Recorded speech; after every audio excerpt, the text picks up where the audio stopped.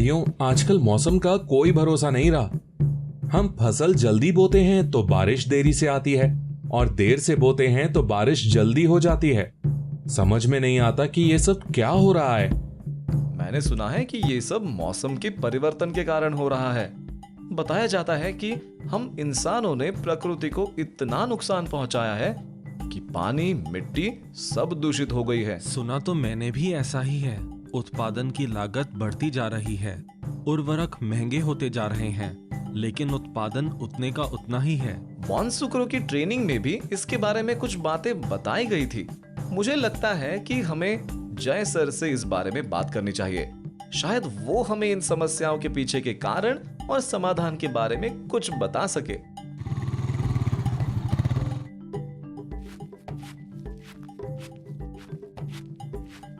जय सर, नमस्कार।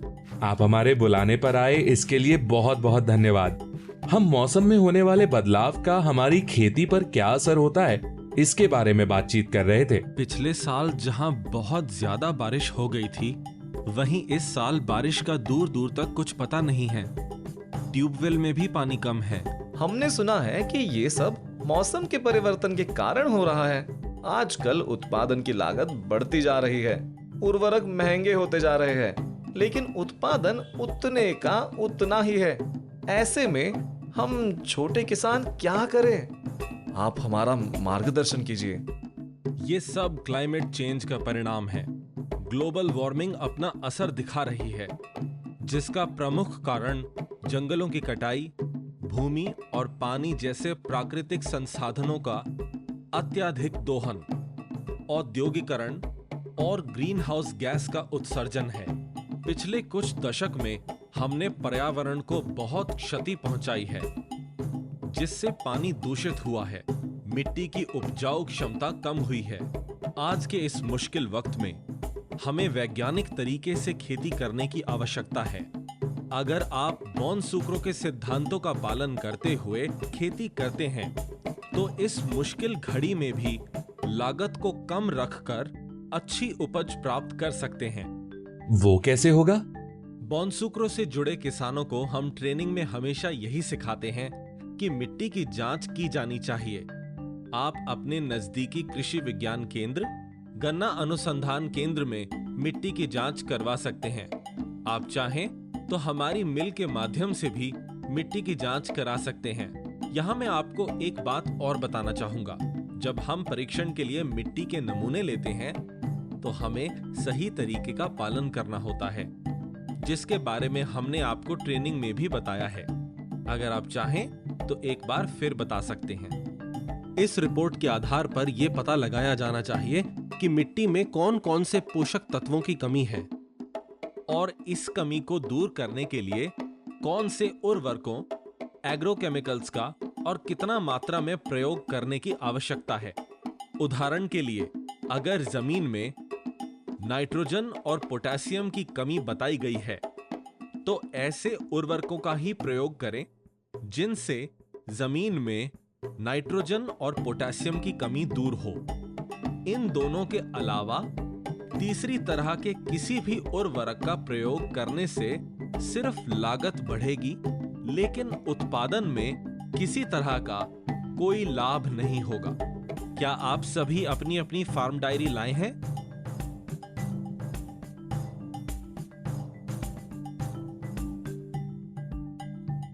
जय सर, आप हमारी डायरियों में इतने ध्यान से क्या देख रहे हैं? सुमित, तुम्हारी इस डायरी में लिखी गई जानकारियों से मुझे कुछ बातें पता चली हैं। ये देखो, पहली बार जब हमने आपके खेत की मिट्टी की जांच कराई, तो उसमें नाइट्रोजन की कमी पाई गई थी।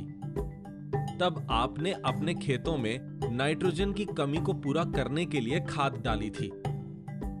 आज जब मैं आपकी मिट्टी परीक्षण रिपोर्ट देख रहा हूं, तो स्पष्ट दिख रहा है कि इस वर्ष आपको पिछले वर्ष की तुलना में कम मात्रा में खाद डालना पड़ेगा।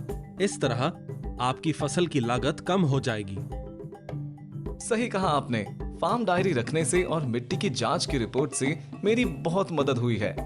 और मेरी डायरी पढ़कर आपको क्या पता चला? मुझे क्या करना होगा? अरुण, आपकी फार्म डायरी में लिखी जानकारी के अनुसार आपके खेत में कुछ दिन पूर्व सिंचाई हुई है और फसल भी उगने लगी है। ऐसे में सिंचाई चक्र के अनुसार आप अगली सिंचाई 2 सप्ताह बाद कर सकते हैं। आगे की सिंचाई योजना के बारे में हम दोनों अगली बैठक में निर्णय लेंगे। अरुण, मिट्टी की जांच की रिपोर्ट देखकर एक और बात पता चली है कि तुम्हारे खेतों में पोटेशियम की कमी है। अब की बार तुम सिर्फ पोटेशियम की कमी पूरी करने वाले उर्वरकों का ही प्रयोग करना। इससे तुम उर्वरकों की लागत का बहुत बड़ा खर्चा बचाकर अपनी उपज की लागत को कम रख सकोगे। जीत, ये देखो, तुम्हारी फसल तुलनात्मक स्वरूप से स्वस्थ दिख रही है। तुम्हें भी बोन-सूक्रो के सिद्धांतों का पालन करते हुए बस सिंचाई का ध्यान रखना होगा। इस प्रकार वैज्ञानिक रूप से खेती करके हम लागतों को कम रख सकते हैं और काम करने के तरीके में थोड़ा बदलाव करके गन्ने की उपज को बढ़ा सकते हैं। जय सर, आपने तो कमाल ही कर दिया। हम बता नहीं सकते कि हमें कितना अच्छा महसूस हो रहा है। आपने हमारी सारी चिंताओं को दूर कर दिया। आपका बहुत बहुत धन्यवाद। ये सब तो आपकी वजह से हो पाया है।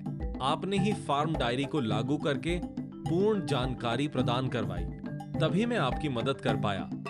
देखा आपने, बोन-सूक्रो के सिद्धांत किस प्रकार से गन्ने की खेती को स्थायित्व प्रदान करते हैं और गन्ने की खेती से लाभ कमाना संभव करते हैं। बोन-सूक्रो सिद्धांत 4 के संबंध में गांव में हम एक बैठक रख रहे हैं। मैं चाहता हूं कि आप गांव के सभी लोगों को उस बैठक के लिए आमंत्रित करें और खुद भी वहां उपस्थित रहें। ये तो बहुत अच्छी बात है। ये बैठक किस बारे में होगी? इस बैठक में मैं आप सभी के साथ जैव विविधता और पारिस्थितिकी तंत्र से संबंधित जानकारियां साझा करूंगा। हम कल शाम को 5 बजे करीब 1 घंटे के लिए गांव में मिलेंगे।